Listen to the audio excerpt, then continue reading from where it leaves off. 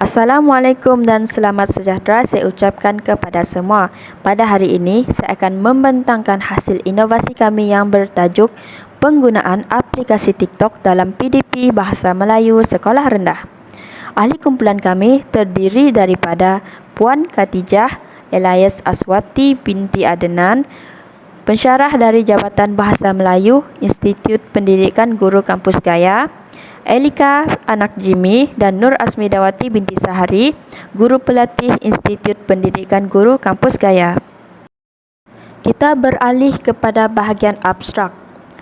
Aplikasi TikTok merupakan alat bahan bantu mengajar yang mudah digunakan semasa pengajaran dan pembelajaran di rumah secara maya.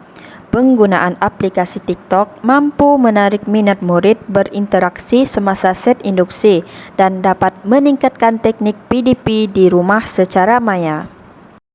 Seterusnya, untuk bahagian pengenalan. Yang pertama, menyahut seruan kerajaan ke arah pengajaran dan pembelajaran yang lebih kreatif dan inovatif. Peranan guru adalah amat penting kerana guru akan menjadi pelaksana kurikulum yang mampu menarik perhatian murid terutamanya pada fasa permulaan iaitu set induksi. Yang kedua, aplikasi TikTok yang trending kini sesuai digunakan kerana dibanjiri dengan perkongsian pendidikan, motivasi, keagamaan, kesihatan, politik dan pelbagai lagi. Jadi guru yang kreatif adalah guru yang sentiasa peka dengan keadaan sekelilingnya, malah mengetahui perkara yang diminati oleh murid-muridnya.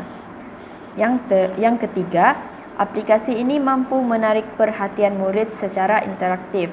Oleh itu, sebagai tenaga pengajar, penggunaan TikTok sebagai bahan bantu mengajar dapat menyampaikan pengajaran dan pembelajaran yang berkesan kerana aplikasi ini mampu menarik perhatian murid secara interaktif dan secara visual.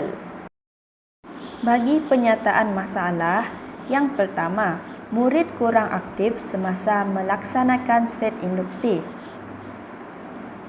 Berdasarkan pengalaman praktikum fasa 1 yang lepas, kami mendapati bahawa murid-murid kurang aktif semasa melaksanakan set induksi. Bahkan, mereka juga mengambil masa yang lama untuk memberi respon apabila disoal oleh guru mengenai gambar atau video yang dihantar melalui aplikasi WhatsApp. Yang kedua, kekangan masa. Kekangan masa merupakan salah satu faktor atau penyebab kami kurang menggunakan bahan lain dalam pengajaran. Yang ketiga, BBM yang kurang menarik. Hasil pemerhatian semasa sesi pengajaran dan pembelajaran dijalankan, terdapat murid lambat memberi respon apabila menggunakan bahan seperti video daripada YouTube. Jadi pembelajaran ini menjadi kurang interaktif. Oleh itu, penggunaan strategi berpusatkan murid dalam pembelajaran menunjukkan kurang interaksi antara guru dan murid kerana guru hanya mengarahkan murid untuk membuat rakaman audio berbanding menggunakan aplikasi TikTok. Murid dan guru dapat berinteraksi melalui duet di TikTok. Jelaslah bahawa kaedah ini dapat mewujudkan strategi berpusatkan guru dan strategi berpusatkan murid dalam suatu pengajaran. Antara objektif kajian ialah menarik minat murid berinteraksi secara maya. Yang kedua, menggunakan aplikasi TikTok sebagai alat bantu mengajar. Kami telah melaksanakan inovasi ini berdasarkan kepada dua soalan, iaitu apakah aplikasi TikTok dapat menarik minat murid berinteraksi semasa PDPR? Yang kedua, adakah aplikasi TikTok dapat meningkatkan teknik PDPR? Selanjutnya untuk bahagian metodologi iaitu kaedah persampilan. Kami telah memilih 4 orang murid. Yang kedua, temu bual, rakaman audio dan visual untuk pengumpulan data. Dan yang akhir sekali, menjalankan refleksi ke atas isu PDPR. Berikut merupakan hasil temu bual bersama responden. Responden yang pertama.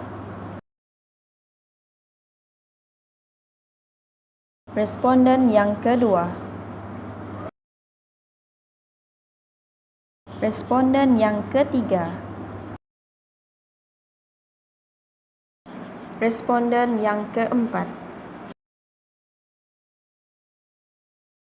Bagi tinjauan literatur, pandemik COVID-19 menyebabkan PDP dijalankan secara atas talian, iaitu menjadi PDPR.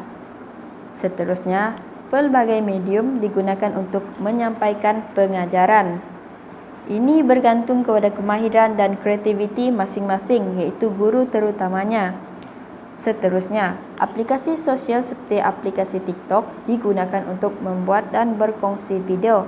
Dan yang terakhir sekali, bersesuaian untuk kumpulan sasaran, iaitu murid-murid. Kita beralih ke bahagian dapatan kajian. Antara dapatan yang telah kami senaraikan ialah yang pertamanya, aplikasi ini menimbulkan minat murid dalam PDPR. Yang kedua, aplikasi ini mengandungi pelbagai kesan yang menarik serta mesra pengguna. Yang ketiga, trend popular pada masa kini dan kebanyakan murid sudah mahir menggunakan aplikasi ini. Jadi ini bukan merupakan masalah yang besar bagi mereka. Dan akhir sekali, membolehkan murid menerokai dan mencuba sesuatu yang baru. Berikut merupakan hasil inovasi BBM TikTok yang telah dilaksanakan. Mari melafazkan pantun rajinnya mereka. Cikgu akan membaca rangkap yang pertama, kamu akan membaca rangkap yang kedua dan kita sama-sama membaca rangkap yang ketiga. Rangkap pertama. Memasak keli di waktu senja, dituang santan, tiada berbaki. Orang asli gigi bekerja, hasil hutan menjadi rezeki. Rangkap yang kedua. Duduk melukis di ujung desa, melukis bulan penuh perasaan. Mencari pakis tanduk rusa buat jalan pokok hiasan. Tahukah anda bahawa ikan empurau ialah ikan asli dari Sarawak dan juga digelar sebagai Raja Ikan Sarawak atau ikan kelah? Ikan empurau ialah ikan yang paling mahal di Malaysia kerana harga ikan ini boleh mencecah ribuan ringgit dalam sekilo. Walaupun ikan ini aslinya dari Sarawak, namun sukar ditemui kerana faktor pertumbuhan yang agak perlahan. Ikan ini juga mempunyai isi yang halus, kenyal dan rasa yang unik. Akhirnya, kita tiba di bahagian yang terakhir, iaitu bahagian rumusan. Apa yang kami dapat rumuskan ialah aplikasi TikTok boleh diadaptasi dalam semua pembelajaran subjek lain, bukan hanya dalam subjek bahasa Melayu sahaja. Dan alat bahan bantu mengajar yang sesuai digunakan semasa set induksi dalam pengajaran bahasa Melayu.